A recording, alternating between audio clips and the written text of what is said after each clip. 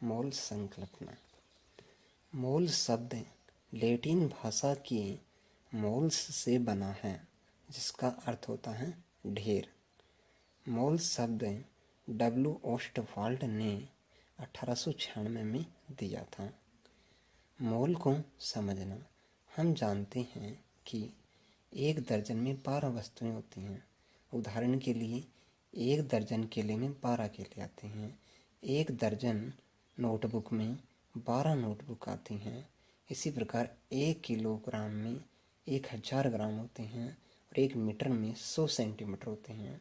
इसी प्रकार मोल भी एक माप है। एक मोल बराबर होता है 6.022 गुणा 10⁻23 पार्टिकल्स, अर्थात एक मोल में इतने कण पाए जाते हैं, भले ही वह किसी भी पदार्थ का क्यों ना हो। मोल की परिभाषा।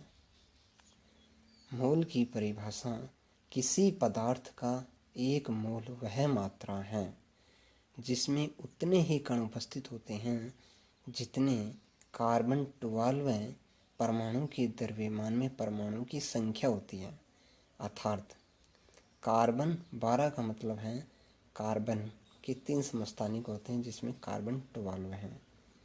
कार्बन परमाणु का द्रव्यमान 12 ग्राम होता है और कार्बन परमाणु का भार 1.662648 गुणा 10⁻⁻23 होता है।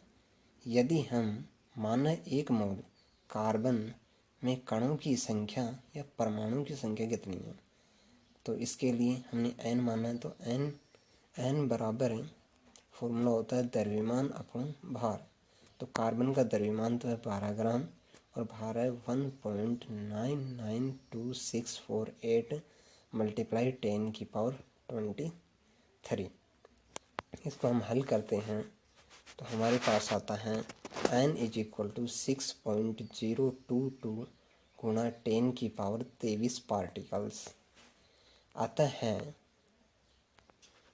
पदार्थ की मात्रा का ऐसा ही मात्रक मोल होता है।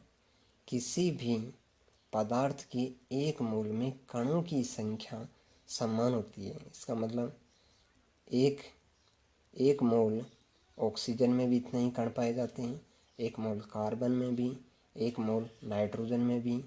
कोई भी पदार्थ हो उसके एक मोल में इतने ही कण पाए जाते हैं। 6.022 10⁻23 पार्टिकल्स या कण होते हैं।